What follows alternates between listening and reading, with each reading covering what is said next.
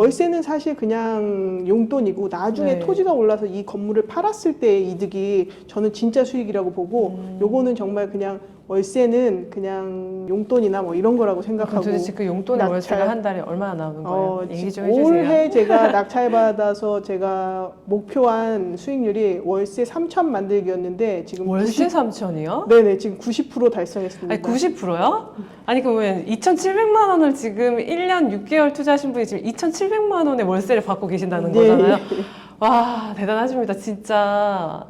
아, 저도 몰랐는데 인터뷰하면서 진짜 계속 감탄을 할 수밖에 없네요. 와 대단하시다.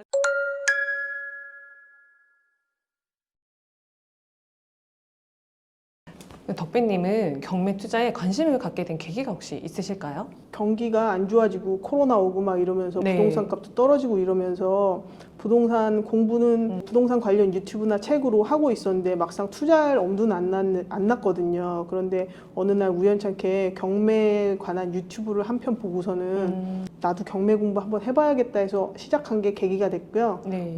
근데 우연찮게 그냥 집 주변에 아는 지역에 아는 물건 입찰을 간 게 낙찰이 된 계기로 경매가 별로 어려운 건 아니구나, 무서운 건 아니구나라는 생각으로 지금 1년 6개월째 계속 이렇게 즐겁게 하고 있습니다. 작년 6월에 시작하셨는데 지금 11건, 명도 한 번에 다가구 2개 받으셔서 명도 한 번에 35건 하시고 아 정말 엄청난 대단한 숨은 고수이신 것 같습니다. 자, 1년 6개월 동안 한 11건 정도를 받으셨는데 덕배님만의 낙찰받는 노하우나 물건을 선정하는 노하우 같은 게 있으실까요? 네네, 저는 열심히 하는 건 뭐 다 열심히 하니까 기본이고요. 한 개를 낙찰받기 위해서 10개의 입찰을 가고요. 10개를 낙찰받기 위해서 100개의 임장을 가고요. 100개의 임장을 가기 위해서 1000개의 물건을 검색하는 와, 전략을 쓰고 네. 있습니다. 와 엄청나시네요. 그럼 하루에 물건 검색을 도대체 얼마나 하시고 있는 거예요? 보통 최소 5시간 정도 월화수목 이렇게 네. 5시간에서 10시간 정도 하고 침대에 누워서도 태블릿으로 하고요. 네. 금토일은 임장 다니는 걸 주로 하고 월요일 아침에 화요일 아침에는 입찰 가고 뭐 이렇게 하고 있습니다. 와 대단하시네요. 그러니까는 그 결과가 지금의 이렇게 11건의 물건을 낙찰받으신 것 같고 물건들도 다 지금 수익이 좋을 거라고 생각이. 그러면 덕배님은 이제 경매 투자한 지 한 1년 6개월 정도 되셨는데 11개 물건 중에서 혹시 가장 기억에 남는 물건이 있으시면 하나만 소개시켜 주실 수 있을까요?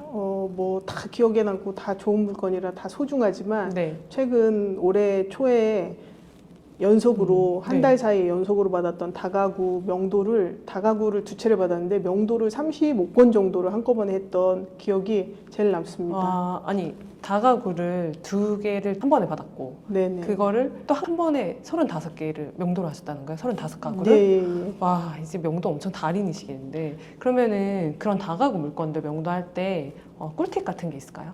뭐 꿀팁은 없고 네. 진정성 있게 임차인들한테 말해가지고 다 젊은 분들이 다가구 네. 임차인이어서 네. 좋게 말씀드려가지고 다 좋게 마무리 짓고 나가시는 방향으로 해서 크게 어려운 바는 없었는데 네. 그래도 조금 힘들었던 점은 이제 나이 많으신 분들은 끝까지 뭐 이사비를 달라 뭐 과도한 요구를 하시면서 좀 버티시는 분들 뭐 그런 분들은 다 그냥 법적으로 하니까 네. 뭐 큰 무리 없이 다 강제 집행 한 건도 없이 다 마무리되었습니다. 와 35건 강제 집행 하나도 예, 없이요? 예. 그러면 아까 말씀하신 이사비 얘기하시는 분들도 계시다 했는데 이사비도 어느 정도 적정선을 다 드리고 명도를 하신 걸까요? 아니요, 제가 경매계 독한년으로 소문이 날지 모르겠지만 네. 저는 명도비를 지금까지 단 1원도 써본 적은 없습니다. 아니 지금 35가구를 명도를 하면서 이사비를 한 번도 준 적이 없으시다고요? 예. 아 정말 독하신 분이 여기 계셨네요. 대단하십니다. 네. 그 명도 노하우는 나중에 제가 따로 한번 배워야 될 정도인 것 같아요. 대단하시는데요. 네.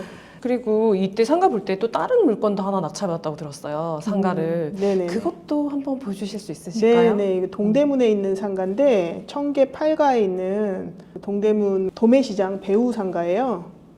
이 물건인데 여기에 4층을 받았습니다. 뭐 이렇게 남들이 보기에는 창고처럼 쓰고 있어서 굉장히 허름한 상가지만 저는 이 지역에 대해서 잘 알고 있어가지고 실제로 한번 보면서 저한테 좀 설명을 좀 해주실 수 예, 예. 있을까요? 요거 여기 네. 앞쪽으로는 뭐 신당역, 동묘역 뭐 이렇게 있고요. 뒤쪽으로도 뭐 지하철역이 나 있고 뭐 청계천 바로 청계천 뷰가 북쪽으로 보이는 아파트 상가입니다.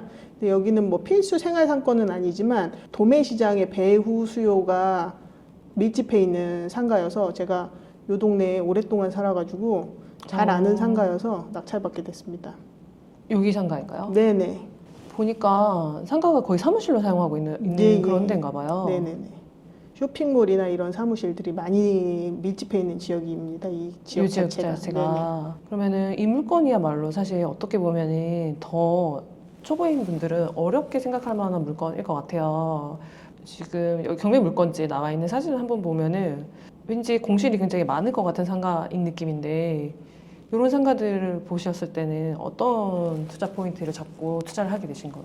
그 동대문에서 야간 작업하시는 분들, 밤에 사입하시는 분들이 굉장히 많이 사용하는 상가라는 걸 이미 알고 있었고요. 네. 이 물건이 나왔을 때는 제가 원하는 가격까지 유찰되기를 딱 기다렸다가 노리고 있다가 바로 들어간 그런 케이스입니다. 지금 보면 상가가 입찰할 당시만 해도 임차인이 있는 걸로 신고가 되었었는데 실질적으로 누가 사용하고 있었어요? 임차인이 사용하고 있었나요? 네, 이 물건도 임차인이 사용하고 계셨고 이 임차인이 이 상가에서 굉장히 오랫동안 임대를 하고 계셨던 걸 알았기 때문에 이분은 절대 재계약을 하시지 뭐 나가실 분은 아니다라는 확신을 갖고 입찰하게 됐습니다. 지금 보면은 모든 물건들이 다 임차인하고 재계약할 만한 물건들만 좀 위주로 입찰을 하고 계신 것 같아요. 맞나요? 어쩌다 보니 그렇게 됐는데 네. 뭐 앞으로 계속 이런 행운이 올지는 뭐 알 수가 없죠.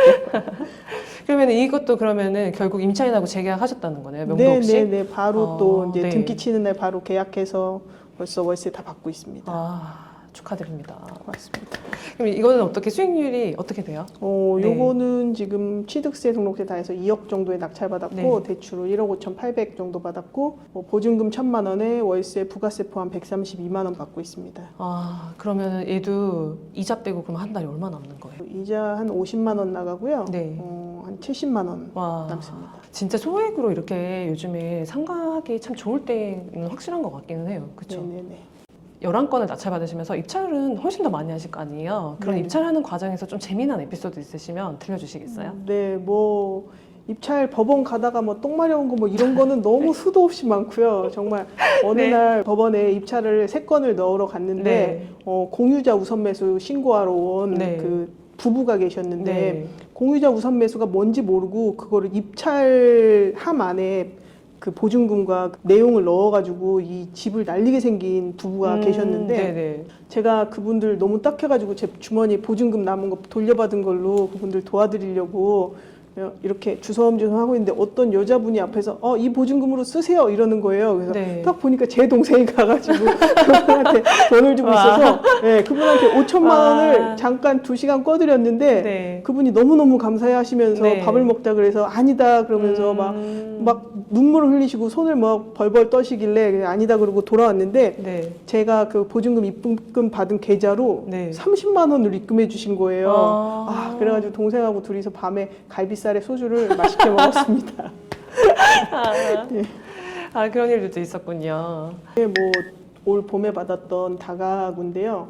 수익률을 굉장히 보수적으로 저도 이제 초보자다 보니까 보수적으로 잡았었는데 낙찰 받고 명도하고 임차인들을 다 계약을 하고 보증금 같은 걸 다 받고 계산을 해보니까 수익률이 너무 높아서 깜짝 그러면 놀란. 도대체 그 수익률이 얼마나 높길래 그렇게 얘기를 하시죠? 달달이 버는 수익률도 수익률이지만 다가구라는 물건 자체가 네. 토지 지가도 올라가고 건물도 사용할 수 있는 네. 2배로 좋은 이런 수익을 가져다 주니까 월세는 사실 그냥 용돈이고 나중에 네. 토지가 올라서 이 건물을 팔았을 때의 이득이 저는 진짜 수익이라고 보고 요거는 정말 그냥 월세는 그냥 용돈이나 뭐 이런 거라고 생각하고 도대체 그 용돈의 낙찰. 월세가 한 달에 얼마나 나오는 거예요? 얘기 좀 해주세요. 올해 제가 낙찰받아서 제가 목표한 수익률이 월세 3천 만들기였는데 지금 월세 3천이요? 네네 지금 90% 달성했습니다. 아니 90%요? 아니 그러면 2,700만 원을 지금 1년 6개월 투자하신 분이 지금 2,700만 원의 월세를 받고 계신다는 거잖아요. 와 대단하십니다 진짜. 저도 몰랐는데 인터뷰하면서 진짜 계속 감탄을 할 수밖에 없네요. 와 대단하시다. 경매는 꾸준히 하실 생각이신 거죠? 예, 그럼요. 저는 제 목표가 90살까지 경매장 가는 경매계의 송혜 선생님이 되는 게 제 목표고요. 와, 네. 공부도 많이 하고 수업도 많이 듣고 모르는 분야를 계속 넓혀가서 네, 좋은 투자자로 살아남고 싶습니다. 네. 그럼, 경매를 처음 하려고 하시는 분들한테 뭐 해주실 수 있는 조언이 있을까요? 저도 처음에 들었던 조언 너무 다 들으셨을 조언이지만 이 얘기가 딱 저는 항상 기억하고 있는 게 처음이 어렵지 뭐 두 번째는 쉽다 무조건 한 번은 해봐라 한 번만 해보면 된다라는 생각으로 도전하시면 될 것 같습니다. 자, 그러면 제 경매 어떻게 기초 강의는 추천을 안 해주시는 거예요? 아우 뭐 네. 기본적으로 처음 시작하시는 분들한테 네네. 네. 기본적으로 들어야 되는 강의고요. 일단 뭐 아무리 초보자라도 기초 강의 듣고 MPL 먼저 듣고 등기 볼 줄 안 다음에 들어가면은 정말 최고의 무기가 될 것 같습니다. 근데 경매 처음 이제 공부하신 분들도 MPL이라고 하면 좀 어렵다고 생각하시는데 방금 경매 기초 배우고 MPL 배워도 좋다고 말씀하셨어요. 덕배님이 생각하실 때 MPL 어렵지 않던가요? 저도 MPL이라는 단어만 들어도 처음에는 되게 낯설고 어려웠는데 막상 수업 듣고 그 다음에 물건 검색할 때는 아 이거를 진작 배웠어야지 놓치지 않는 물건이 있었을 텐데 이 MPL을 안 배워서 놓친 물건이 이렇게 많았구나 하면서 후회가 들더라고요. 빨리빨리 배우시기를 권해드립니다. 네, 김종률 아카데미에서 네, 경매 기초 MPL 강의를 맡고 있는 나라는 여기 있습니다. 네. 네. 자, 오늘 숨은 고수 네, 덕배님을 모시고 덕배님 투자 물건 얘기를 들어봤는데 다음에 더 좋은 물건 또 낙찰 받으셨으면 좋겠고 이루고자 하는 그 3천만 원 이제 300만 원 남았네요. 꼭 이루시길 바라고 오늘 출연해 주셔서 감사합니다. 맞습니다.